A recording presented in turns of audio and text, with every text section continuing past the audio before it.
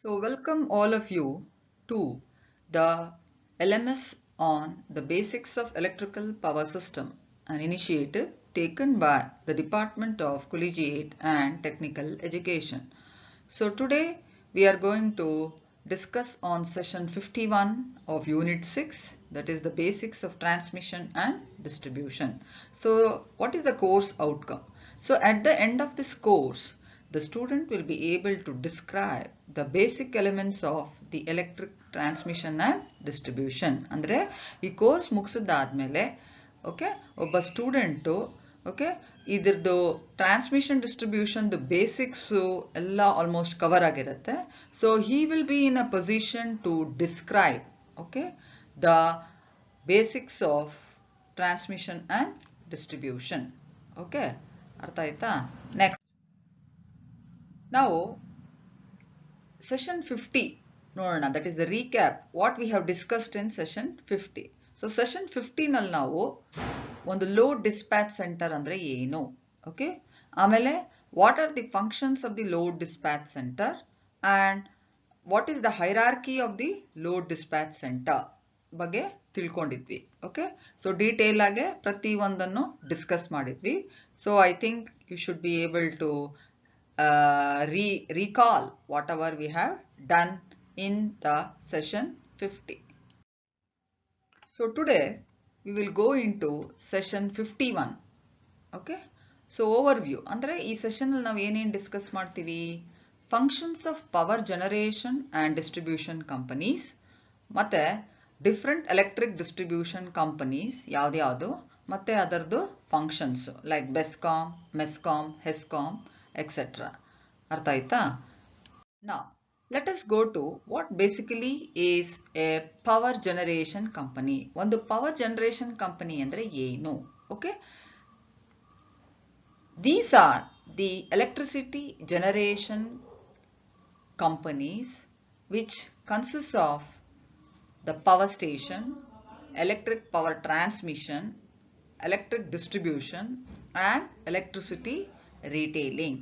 Okay, so ಈಗ ಒಂದು power generation ಕಂಪನಿದು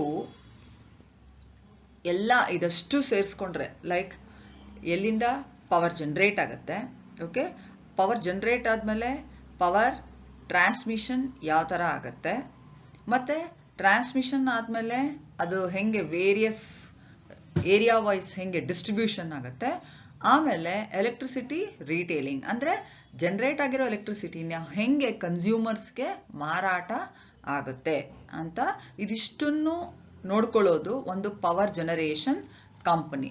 so in many countries electric power companies own the whole infrastructure from generating stations to transmission and distribution infrastructure. So ಅಂದರೆ ಅದರದ್ದು entire what you call it as generating station ಅಲ್ಲಿರೋ entire infrastructure, ಮತ್ತೆ transmission ಅಲ್ಲಿ related infrastructure, ಮತ್ತೆ distribution ಅಲ್ಲಿರೋ infrastructure. Infrastructure ಅಂದ್ರೆ ಅದರದ್ದು equipments, ಅದಕ್ಕೆ ಏನೇನು ರಿಲೇಟೆಡ್ ಇದೆಯೋ for the smooth functioning of a generation, of transmission and of distribution, entire thing will be taken care of by the power generation company.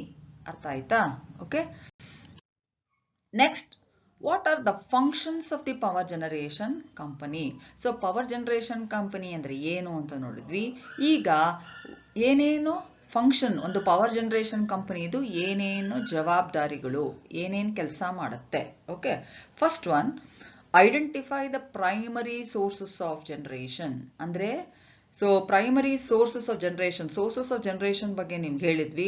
Weather it is coming from thermal, whether it is coming from nuclear, whether it is coming from hydro, whether it is coming from renewable or non renewable, ಇದನ್ನೆಲ್ಲ ಕಂಡುಹಿಡಿಬೇಕು ಅಂದ್ರೆ ತಿಳ್ಕೋಬೇಕು ಅವರು. ಅರ್ಥ ಆಯ್ತಾ? Next, identify the suitable location and setting up of the power plant so as to reduce the ecological imbalance, the transmission costs and losses. so ಇವಾಗ different sources recognise ಮಾಡಿದ್ಮೇಲೆ okay ಆ ಸೋರ್ಸಸ್ನ ಕರೆಕ್ಟ್ ಆಗಿರೋ ಲೊಕೇಶನ್ ಹುಡುಕ್ಬೇಕು. ಅರ್ಥ ಆಯ್ತಾ? ಅಂದ್ರೆ ಒಂದು location ಹುಡುಕಿದ್ಮೇಲೆ ಅದರಿಂದ ಏನಾದ್ರೂ ಇಕಲಾಜಿಕಲ್ ಇಂಬ್ಯಾಲೆನ್ಸ್ ಅಂದ್ರೆ ಸೊ ಎನ್ವೈರ್ಮೆಂಟ್ಗೆ ಏನಾದ್ರೂ ಡಿಫ್ರೆನ್ಸಸ್ ಆಗತ್ತಾ, ಏನಾದ್ರೂ ಅಲ್ಲಿ ವಾಸ ಮಾಡ್ತಿರೋ ಪ್ರಾಣಿಗಳಿಗೆ, ಪಕ್ಷಿಗಳಿಗೆ, ಮನುಷ್ಯರಿಗೆ ಏನಾದ್ರೂ ಅವ್ರಿಗೆ ರೆಗ್ಯುಲರ್ ಅವರು ಲೈಫ್ ಸ್ಟೈಲ್ ಅಲ್ಲಿ ಚೇಂಜಸ್ ಬರುತ್ತಾ ನೋಡ್ಕೋಬೇಕು. ಆಮೇಲೆ they also have to look into transmission cost ಹೆಂಗಾಗತ್ತೆ, ಆಮೇಲೆ ಲಾಸಸ್ ಏನಾದರೂ ಆಗತ್ತಾ, ಅಂದ್ರೆ ಒಂದು ಪವರ್ ಪ್ಲಾಂಟ್ ಸೆಟ್ ಆದ್ಮೇಲೆ ಅಲ್ಲಿಂದ ಜನರೇಟ್ ಆಗೋ ಪವರ್ನ ಕಳಿಸ್ಕೊಡ್ಬೇಕಾದ್ರೆ ಎಷ್ಟು ಲಾಸಸ್ ಆಗತ್ತೆ, ಎಷ್ಟು ಲೋಡ್ ಇಂದ ದೂರ ಇದೆ, ಅರ್ಥ ಆಯ್ತಾ? ಆಮೇಲೆ ಅದರಿಂದ ಕಾಸ್ಟ್ ರೀಸನಬಲ್ ಆಗಿ ಇರುತ್ತಾ ಅಂಬೋದನ್ನೆಲ್ಲ ನೋಡ್ಕೋಬೇಕಾಗತ್ತೆ. Next, operation and maintenance of the power plant so as to provide the economical and reliable power to the consumer. Okay, so ಒಂದು ಪವರ್ ಪ್ಲಾಂಟ್ ಸೆಟ್ ಆದ್ಮೇಲೆ okay, so for the power plant to function continuously ಅದನ್ನ they have to regular maintenance ಇರಬೇಕು. ಅರ್ಥ ಆಯ್ತಾ? ಇಲ್ಲಾಂದ್ರೆ failures ಆಗುತ್ತೆ. So maintenance ನೋಡ್ಕೋಬೇಕು. ಆಮೇಲೆ ಮೇಂಟೆನೆನ್ಸ್ ನೋಡ್ಕೊಳ್ಳೋದಲ್ದೆ so power should be reliable, ಅಂದ್ರೆ ಪವರ್ ಕಟ್ಸ್ ಆಗದೆ ಇರೋಂಗ್ ನೋಡ್ಕೋಬೇಕು. So that is reliable power to the consumer. ಆಮೇಲೆ ಅದು ಎಕನಾಮಿಕಲ್ ಆಗಿರ್ಬೇಕು. See the users of electricity ಯಾವ ತರ ಅಂದ್ರೆ all classes of people, starting from a very poor person to a rich people. ಅರ್ಥ ಆಯ್ತಾ? ಸೊ ಎಲ್ಲಾರ್ಗೂ ಅದರದ್ದು what you call it as cost bear ಆಗಬೇಕು. They should be able to pay the bill. So it has to be economical. That is very important. So power generation company ಇದು ಒಂದು ಜವಾಬ್ದಾರಿ. ಆಮೇಲೆ generation of power plant as per the demand in coordination with the load dispatch center. So ಇವಾಗ last ಇದರಲ್ಲಿ ನಾವು LDC ಅಂದ್ರೆ load dispatch centre ಬಗ್ಗೆ ತಿಳ್ಕೊಂಡಿದ್ವಿ. ಸೊ ಈ power generation company so they have to work along with the load dispatch center in order to satisfy the demands of the consumers. ಅರ್ಥ ಆಯ್ತಾ? So for this they will tie up with the load dispatch center who will give them an idea regarding how much of demand is there as per the area wise. ಆಮೇಲೆ timely improvement, upgradation of systems so as to reduce the auxiliary consumption and increase the efficiency and reduce the energy cost. So timely ಅವ್ರು ಏನ್ ಮಾಡಬೇಕು, ಹಳೆ ಕಾಲದ systems ಇದ್ರೆ ಅದನ್ನ upgrade ಮಾಡಬೇಕು, ಅದನ್ನ ಇಂಪ್ರೂವ್ ಮಾಡಬೇಕು. ಸೊ ದಟ್ ಏನಾಗತ್ತೆ, ಎಫಿಷಿಯನ್ಸಿ ಇಂಪ್ರೂವ್ ಆಗುತ್ತೆ, as well as the what you call it as cost will reduce. ಅರ್ಥ ಆಯ್ತಾ? ಸೊ ಅವಾಗ they have to keep on upgrading the equipments. Understood? So that auxiliary consumption ಇಂದ ಆಗ್ತಾ ಇರೋದನ್ನ reduce ಮಾಡಬೇಕು. Okay. Next, operation and upgradation of the power plant as per the grid code to maintain the grid stability. So grid stability ನ ಬಗ್ಗೆನೂ ನಾವು ಹೇಳಿದ್ವಿ. It is very important for the grid to remain stable. That is fluctuations ಆಗೋದು, power fluctuations ಆಗೋದು, ಅರ್ಥ ಆಯ್ತಾ? Voltage ಫ್ರೀಕ್ವೆನ್ಸಿನಲ್ಲಿ imbalance ಆಗೋದು, ಇಂಥದನ್ನೆಲ್ಲ ನೋಡ್ಕೋಬೇಕು. ಸೊ ಅದಕ್ಕೆ ಏನ್ ಮಾಡ್ತಾರೆ ಅಂದ್ರೆ they have to upgrade the power plant as per the grid code. So grid code will demand certain conditions. So as per that they have to upgrade the power plant in order to maintain the stability of the grid. Next, effective utilization of resources, renewable energy to reduce the environmental impacts like the pollution, resource depletion. So ಇವಾಗ ನೋಡಿ, this is very important. ಯಾಕೆ ಅಂದ್ರೆ ನಾವು ಆದಷ್ಟು ನಾನ್ renewable energy sources ಇಂದ ಕಮ್ಮಿ ಮಾಡ್ಕೋಬೇಕು and renewable energy sources ಇಂದ ನಾವು ಎನರ್ಜಿನ ತಗೋಬೇಕು. ಯಾಕೆ ಅಂದ್ರೆ ಎನ್ವೈರ್ಮೆಂಟಲ್ ಇಂಪ್ಯಾಕ್ಟ್ಸ್ ಆಗೋದು ಲೈಕ್ ಇವಾಗ ಫಾರ್ ಎಕ್ಸಾಂಪಲ್ ನಾವು ಕೋಲ್ ಪವರ್ ಪ್ಲಾಂಟ್ಸ್ ತಗೊಳ್ಳಿ. ಸೊ ಅದರಿಂದ ಏನಾಗುತ್ತೆ, ಲಾಟ್ ಆಫ್ ಪೊಲ್ಯೂಷನ್ ಆಗತ್ತೆ. ಆ್ಯಂಡ್ ಮೋರ್ ಓವರ್ ಇದೆಲ್ಲ ಏನು ನಾನ್ ರಿನ್ಯೂಬಲ್ ಅಂದರೆ ಯೂಸ್ ಮಾಡ್ತಾ ಮಾಡ್ತಾ ಮಾಡ್ತಾ ಸೋರ್ಸಸ್ಸೇ ಕಮ್ಮಿ ಆಗ್ತಾ ಬರುತ್ತೆ. ಸೊ ಅದರಿಂದ ನಾವು ಅದನ್ನು ಬ್ಯಾಲೆನ್ಸ್ ಮಾಡ್ತಾ ಇರಬೇಕು. ಸೊ ಅದನ್ನು ಬ್ಯಾಲೆನ್ಸ್ ಮಾಡಬೇಕು ಅಂದರೆ you have to make use of more of renewable energy sources. ಆಮೇಲೆ next, adopt the best maintenance practices to reduce the faults and the downtime. This is very important. See, always consumer doesn't want power shutdown. Okay, so ಅದಕ್ಕೆ ಏನಾಗಬೇಕು, they have to follow the best maintenance practices in order to reduce the fault and the downtime. ಅಂದರೆ power ಪ್ಲಾಂಟನ್ನು ಪರ್ಫೆಕ್ಟಾಗಿ maintenance ನಡೀತಾ ಇದ್ರೆ ಆವಾಗ ಏನಾಗುತ್ತೆ, power plant will work very efficiently, so that ನಮಗೆ ಫಾಲ್ಟ್ಸ್ ಕಮ್ಮಿ ಆದಾಗ ನಮಗೆ what you call it as power shutdowns ಕಮ್ಮಿ ಆಗುತ್ತೆ. So this is the what you call it as the main functions of the power generation company. So if the power generation company is going to take care of all these what you call it as points which we have discussed, then the consumer, okay, is going to get satisfaction, and because the power cuts will be reduced. Okay, so power generation company ಬಗ್ಗೆ ತಿಳ್ಕೊಂಡ್ವಿ, ಮತ್ತೆ ಅದರದ್ದು ಏನು functions ಇದೆ ಅಂತ. Next power distribution ಕಂಪನಿಗೆ ನೋಡೋಣ. So power distribution company ಅಂದರೆ ಅದನ್ನು ಡಿಸ್ಕಾಮ್ ಅಂತ ಕರಿತೀವಿ. DISCOM stands for the distribution company. What are these DISCOMs? ಏನು ಕೆಲಸ ಅವ್ರದ್ದು? DISCOMs are the companies that are responsible for the distribution of the electricity to the consumers. See, ಈಗ power generation ಕಂಪನಿಯಿಂದ power generate ಆಗಿ transmission lines ಮುಖಾಂತರ ಬರುತ್ತೆ. ಎಲ್ಲಿಗೆ ಬರುತ್ತಿದು? It will come to the distribution centres. So ಈ distribution centres ಏನು ಮಾಡಬೇಕು, ಅವರು they are going to supply it to the consumers. They are going to distribute it to the consumers. So distribution ಕಂಪನಿಯವರು they do not produce electricity. ಯಾಕೆ? Produce ಆಗ್ತಾರೆ electricity generation ಕಂಪನೀಸಿಂದ. But ಇವ್ರ ಕೆಲಸ ಏನು? They buy the electricity from the producers and then sell it to the consumers. So ಅವ್ರ ಕೆಲಸ ಏನು? ಕೊಂಡ್ಕೊಳ್ಳೋದು. ಯಾರಿಂದ? ಪ್ರೊಡ್ಯೂಸರ್ಸ್ ಇಂದ. ಯಾರು ಜನರೇಟ್ ಮಾಡ್ತಾರೆ ಅವರಿಂದ ಕೊಂಡ್ಕೊಳ್ಳೋದು, ಮತ್ತೆ ಕನ್ಸ್ಯೂಮರ್ಸ್ಗೆ ಕೊಡೋದು. ಆಮೇಲೆ ಇದಲ್ಲದೆ ಏನು ಅವ್ರ ಕೆಲಸ? They includes maintenance of the distribution network. See, that is also very important. So ಇವಾಗ ಕನ್ಸ್ಯೂಮರ್ಸ್ಗೆ ಅನ್ಇಂಟರಪ್ಟೆಡ್ ಪವರ್ ಸಪ್ಲೈ ಕೊಡಬೇಕು ಅಂದರೆ they have to maintain the distribution network. So ಅದರಲ್ಲಿ ಏನೇನು ಬರುತ್ತೆ ಎಕ್ವಿಪ್ಮೆಂಟ್ಸು, ಅವಾಗ ಅದರದ್ದು ಮೇಂಟೆನೆನ್ಸ್ ಆಗ್ತಾ ಇರಬೇಕು.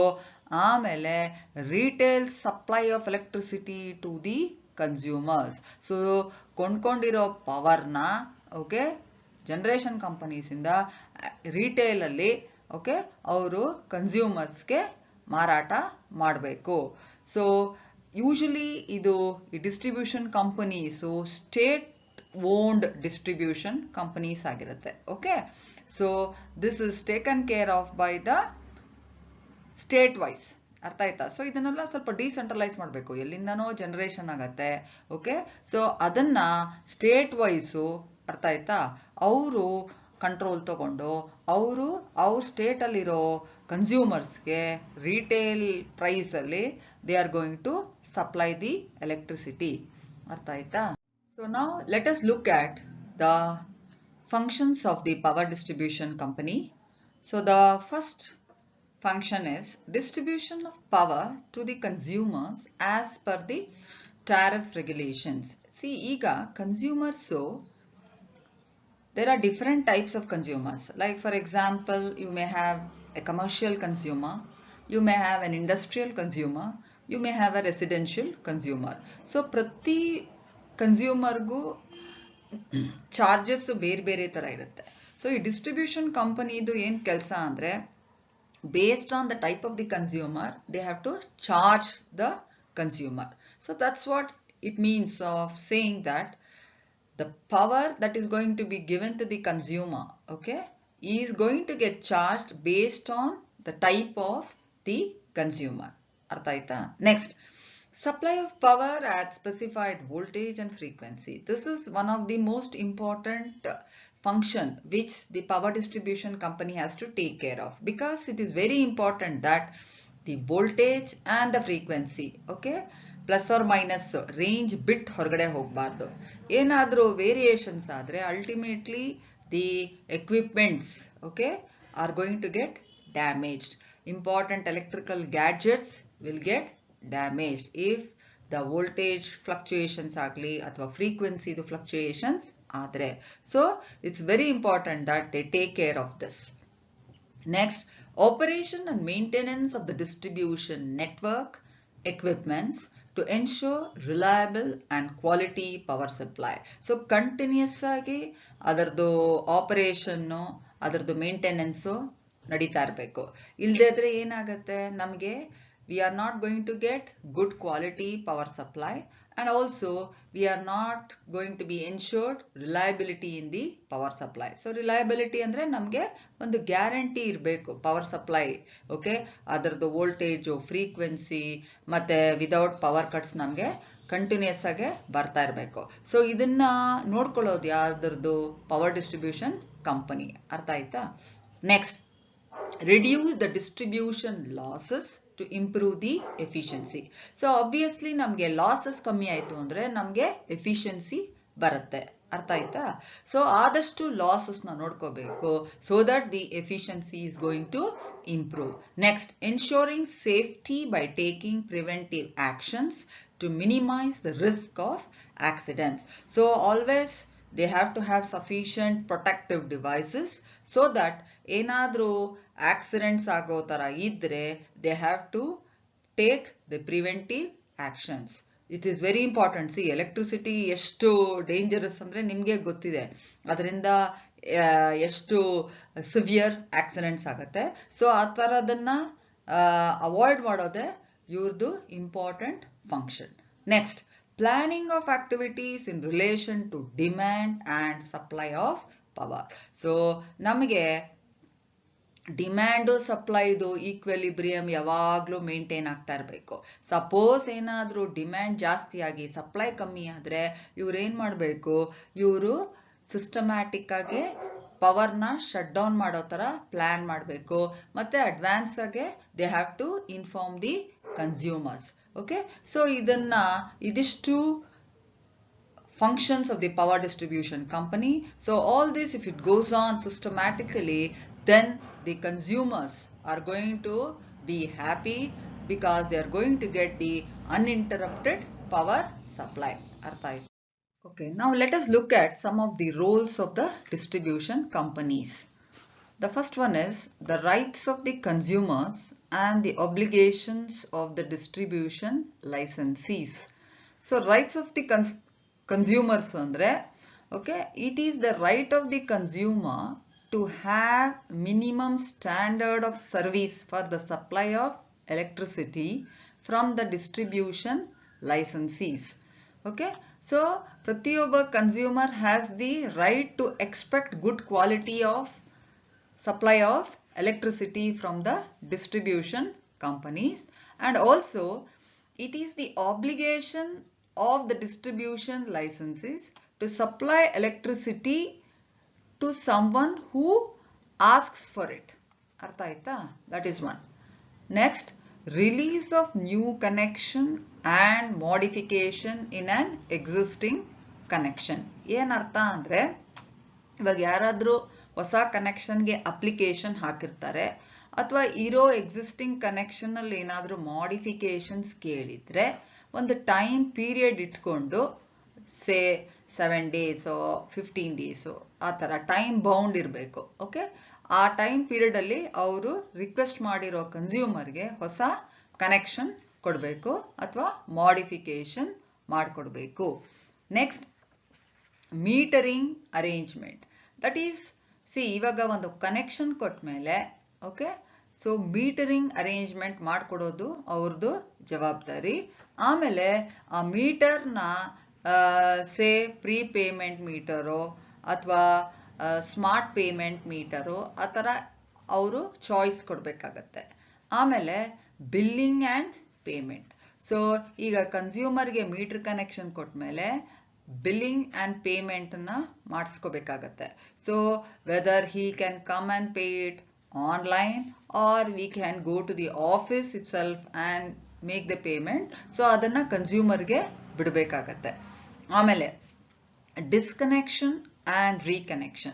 See, ಈಗ suppose there is some what do you call it as faults created by the consumer if he is not paying the bill properly. Okay, they have all the right to disconnect it and bill payment ಆದ್ಮೇಲೆ connection reconnection ಕೊಡಬಹುದು. ಆಮೇಲೆ reliability of supply. See, always the company, that is the distribution company, should give 24 bar supply or 24/7 electricity supply to the consumer. So ಆವಾಗ we say that there is the reliability of supply ಅಂತ ಹೇಳ್ತೀವಿ. Next consumer as prosumer. ಅರ್ಥ ಏನಪ್ಪ ಅಂದರೆ ಈಗ ಕನ್ಸ್ಯೂಮರ್ದು status ಉಳಿಸ್ಕೊಂಡು he can act like a prosumer. That means ivaga if he wants he can have a solar panel on top of his building and in fact he can generate his own power. So aa tara provision kuda kodbeku. Artha aita? Next, compensation mechanism. ಇವಾಗ suppose ಏನಾದರೂ voltage fluctuations ಆಗಿ ಸಪ್ಲೈನಲ್ಲಿ ಮನೆಯಲ್ಲಿ ಏನಾದರೂ important electrical ಗ್ಯಾಡ್ಜೆಟ್ಸ್ಗೆ damage ಆದರೆ ಅದಕ್ಕೆ the distribution company is responsible for providing the compensation. ಅರ್ಥ ಆಯ್ತಾ? So that is what we mean by saying compensation mechanism. Then call centre for consumer service. ಇವಾಗೆಲ್ಲ ಕಡೆ ನೋಡಿ ಕಾಲ್ ಸೆಂಟರ್ಸ್ ಅಂತ ಮಾಡಿರ್ತಾರೆ, ವೇರ್ ಇನ್ 24/7 ಏನಾದರೂ ಕನ್ಸ್ಯೂಮರ್ದು ಏನಾದರೂ ಪ್ರಾಬ್ಲಮ್ಸ್ ಇದ್ದರೆ they will take up the call and they will attend to it. Okay, next the grievance redressal mechanism. So ಈಗ ಇದಕ್ಕೆ ಒಂದು ಫೋರಮ್ ಥರ ಮಾಡಿರ್ತಾರೆ, where in they will have consumers also in that forum and suppose ಏನಾದರೂ ಕನ್ಸ್ಯೂಮರ್ಸ್ಗೆ ಏನಾದರೂ ಅವ್ರದ್ದು problems ಇದ್ದರೆ they can put up that problem and in that forum ಏನು ಮಾಡ್ತಾರೆ, they will try to solve the problem. So that is what is the grievance redressal mechanism. So these are the multiple roles which a distribution company will play so that they can satisfy the consumers in providing the electricity to the consumers at a reasonable price and with satisfaction. Okay, so now let us look at the distribution companies of Karnataka. One is BESCOM, that is the Bangalore Electricity Supply Company Limited, which has been entrusted with the distribution of powers to the district of Bangalore, Urban, Kolar, Tumkur, Ramnagara, Chikbalapura, Chitradurga and Davangere.